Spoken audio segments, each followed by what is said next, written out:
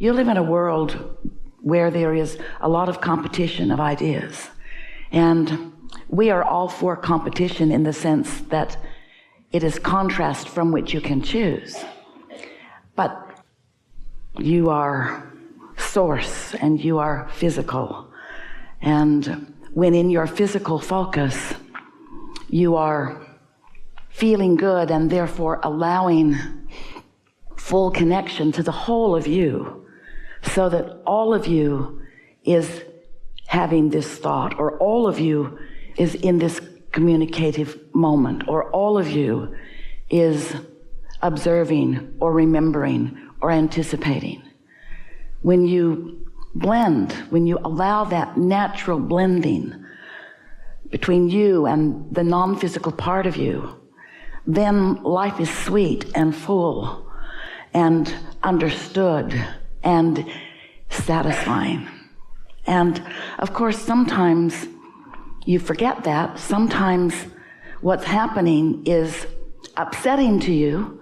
And so in your reaction to the upsetting situation, you find a different vibration than your inner being who is never upset. And so in your logical humanness, you disallow or you hinder that full connection, and then you don't feel so good. And as humans, from our point of view, you spend way too much time in that situation where you're reacting to something when your inner being is not reacting the way you're reacting. In other words, when you react as if something's gone wrong, instead of something's expanding, you depart from your inner being's knowing and from your inner being's true compassion. But when you take a brief step one moment where you know what you don't want, but you don't make it the end of the world, and you don't try to exaggerate it, and you don't try to emphasize it, and you don't try to defend yourself about it, and you don't rationalize it and justify it and make it bigger than it needs to be. Esther's mother used to call it making a mountain out of a molehill. And Esther never got that because there were no moles anywhere where she lived. She did not even know what a molehill was. She lived in the Rocky Mountains. She knew what mountains were, making a mountain out of a molehill. But after a while, in the context in which it was offered, she came to understand what her mother meant. Why make trouble when you don't need to make trouble? Why make a big thing about something that isn't a big thing? And that's what your inner being never does. Your inner being never emphasizes unwanted ever. And when you do, even though you think you have every reason in the world to do it, it's hard on you. And it's not necessary. Now, we didn't say that contrast is unnecessary. It is necessary to expansion. You really want to know what you don't want because it helps you to clarify what you do want. But if you could somehow, and perhaps in these hours that we are together, if you could leave your defensiveness out of your day-to-day equation, if you could stop feeling condemned or judged, if you could stop thinking that you're needing to prove something, if you could leave behind this thing you've picked up on your physical trail, which is something like, I need to be right, as if there is some competition or only one right, if you could set that aside for a little while, and instead of wanting to be right, want to be happy, and instead of wanting to be right, just knowing that you are as right as you can be, and that there is no one outside humans who is comparing you in that sort of way. So as we are together, it'll be nice as we talk about things that you are living, relatable things, practical things, things that are off-putting to you. It would be nice as we play together if you can come to a stronger decision that you're going to approach life from the standpoint of accepting your rightness rather than defending it as if it is challenged. Because it isn't challenged other than by others who are insecure. Only an insecure, meaning someone already disconnected from source energy, would challenge your rightness. And when they do, it's not really about you. So together, it'll be nice if we can get that all into context, because it will be nice if, as a result of this time that we spend together, when you leave this gathering, you no longer feel a knee-jerk reaction to defend yourself, because you found that secure place of alignment that doesn't ask for defending. It just embraces the full awesomeness of what you are. And then you can set out to do what you are really about, which is to be the uplifter that you were born to be. If you're insecure, you're not that uplifting. If you're insecure, you're usually looking around for others who are also insecure. But if you are in alignment, tuned in, tapped in, turned on, feeling the vividness and fullness of who you are, feeling your own flexibility, your own dexterity, your own quickness to thought and wit and knowing, when you're tuned in, tapped in, turned on, then you've got this stream of well-being that is flowing to you. Then whatever you give your attention to benefits. When you are tuned into source energy, whatever you give your attention to benefits, and otherwise not so much. So there is nothing that is off limits. Your inner being has a lot of knowing and has held knowing that maybe you haven't caught up with. But even more important than that, as you've lived life, you have asked for more than you currently are letting yourself acknowledge. And every time you ask for more, your inner being knows that too. Because you are a vibrational being. Esther's mother is on her mind today. She thought about her when she was waking up. And another thing that her mother used to say on a really regular basis is, listen to what I mean, not what I say. Because she would get her words tangled up and her daughters would laugh at her, knowing that she didn't really mean to say that. And she would say, you know what I mean, listen to what I mean, not to what I say. And her mother was wiser than Esther knew at the time, because that's what we mean also. The universe is listening to what you mean, not to what you say. So life causes you to ask for things that you may not be speaking out loud. Or life causes you to desire things that your beliefs may be in contradiction of. But your inner being knows what you mean and becomes what you mean, becomes what you vibrationally mean.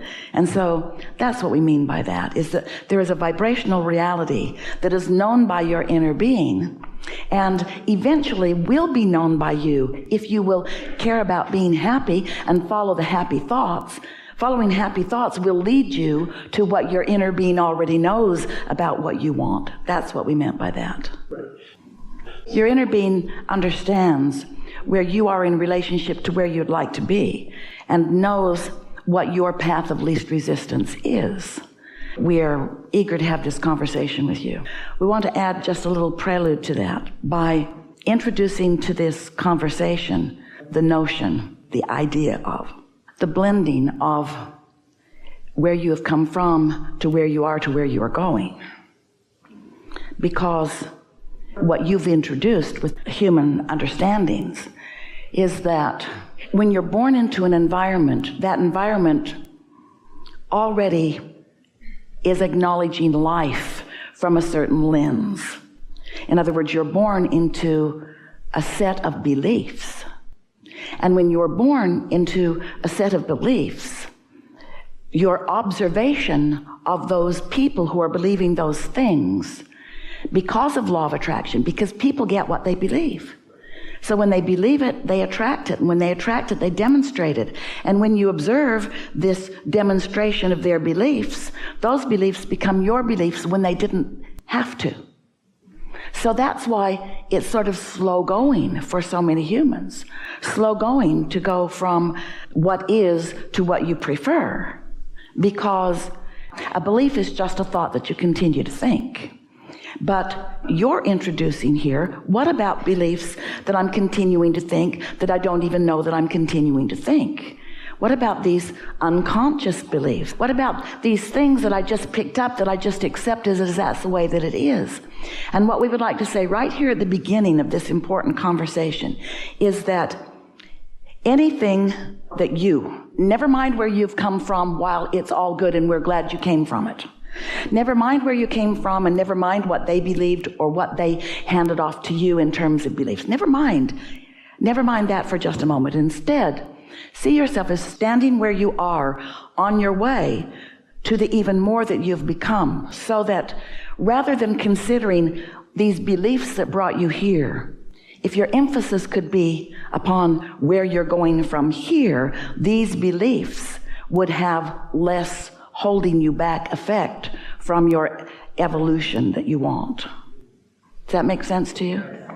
It's a looking forward sort of thing that we'll talk a lot about while we are together. So when you're standing where you are and reaching for something more, that's when your emotions really kick in.